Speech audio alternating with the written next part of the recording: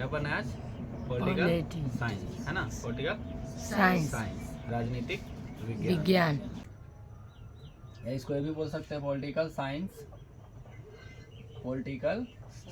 And international relation.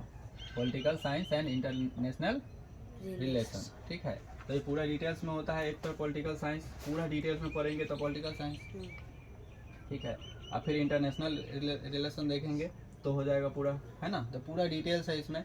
इसके लिए हम लोग किसको देख रहे हैं सिर्फ? पॉलिटी को। किसको?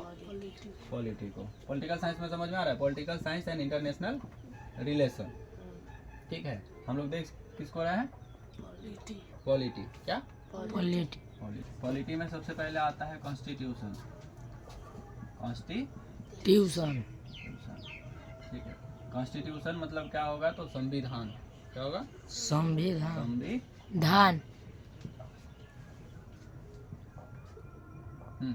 अब ये क्या होता है? तो लिखा होगा क्या है? संविधान। क्या है? संविधान। यानी कि सभी के लिए अगर बराबर विधान है, यानी कि सभी के लिए बराबर नियम है, तो उसे क्या कहते हैं? संविधान, ठीक है। सभी के लिए बराबर नियम है, क्या कहलाएगा? संविधान। इसके लिए प्रॉपर एक बुक है जिसको हम क्या कहते हैं?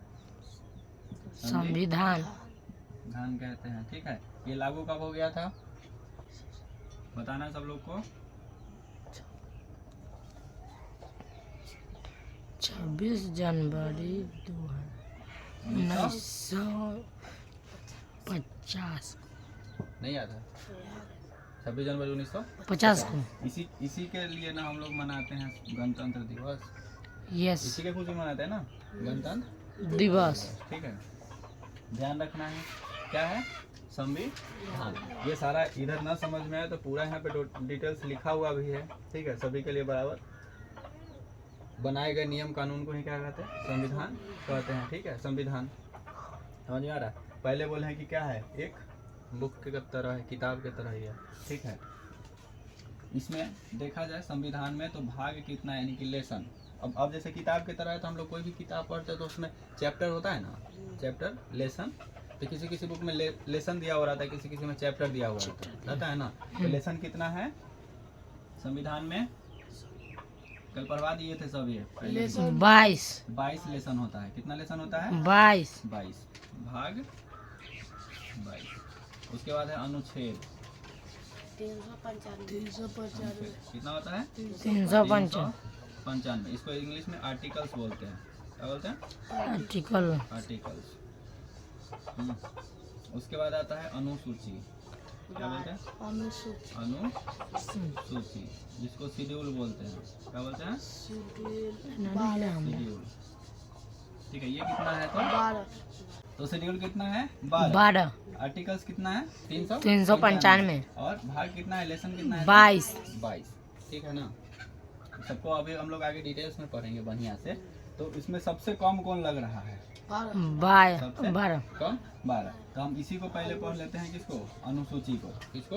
अनुसूची को। कि 12 को अनुसूची है तो क्या क्या है, ठीक है। उसके बाद बाकी सब भी देखेंगे। बाकी यहाँ भी दिख रहा होगा आपको, दिख रहा है ना? चलिए, तो यहाँ तक में दिक्कत नहीं ना है? हाँ नहीं। चलिए, अगर आप गलती नहीं करते, अच्छे तरह से अच्छे नागरिक की तरह देश में रहते हैं, ठीक है ना, तो आपके ऊपर कौन सा लागू हो रहा है? संविधान। किसके माध्यम से आप? संविधान। आप पे क्या लग रहा है? तो भाग के अनुसार आप पढ़ रहे हैं, लेसन के अनुसार, अनुच्छेद के अनुसार चल रहे हैं। किसके अनुसार? अनुच्छेद के अनुसार, आर्टिकल्स के अनुसार, ठीक है ना। किसके अनुसार? आर्टिकल्स के अनुसार, ठीक है। लेकिन अगर कोई गलती करते हैं, क्या करते हैं?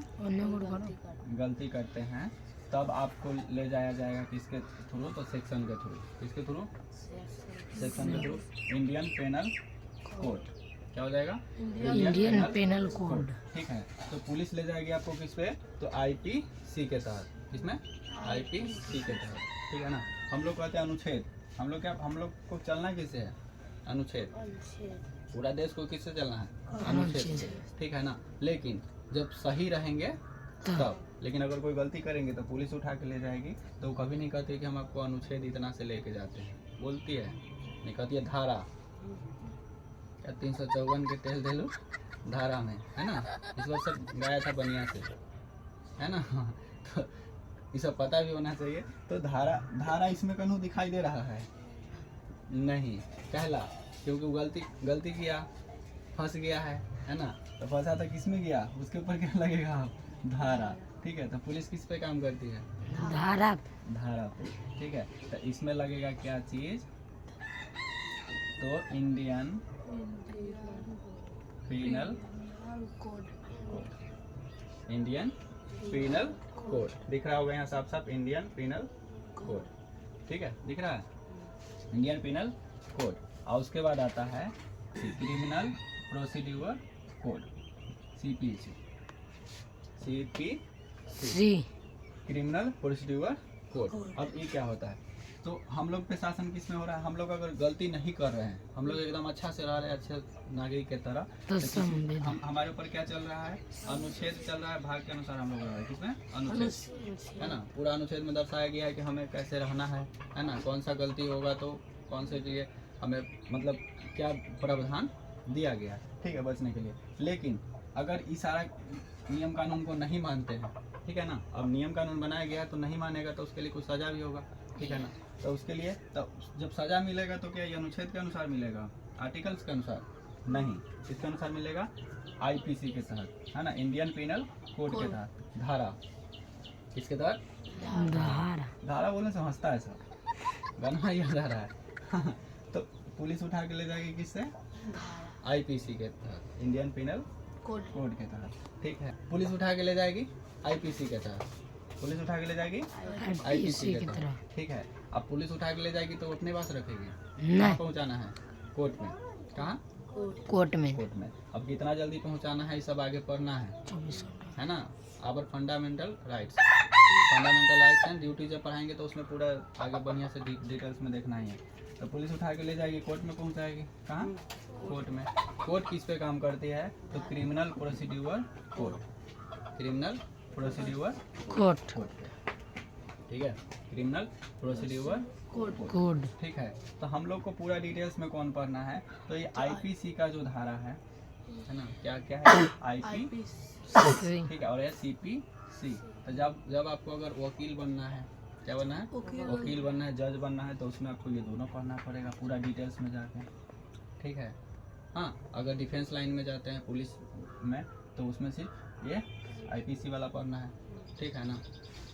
तो हम लोग इस सब में जो मेन है धारा, ठीक है, मर्डर के लिए, किडनैपिंग के लिए, ठीक है ना, इस सब में कौन सा चार्जेस लगेगा, 354 वाला क्या है ना, मामला कैला गनवा सब गा रहा था इतना। तो ये सब हम लोग देखेंगे, बस 1-2 पार्ट अलग से वीडियो करके, ठीक है ना। मेन हम लोग को फोकस किस पे करना है, संविधान, समझ में आ रहा, मेन किसको देखना है, संविधान को देखना है, ये पढ़ेंगे हम लोग, ठीक है।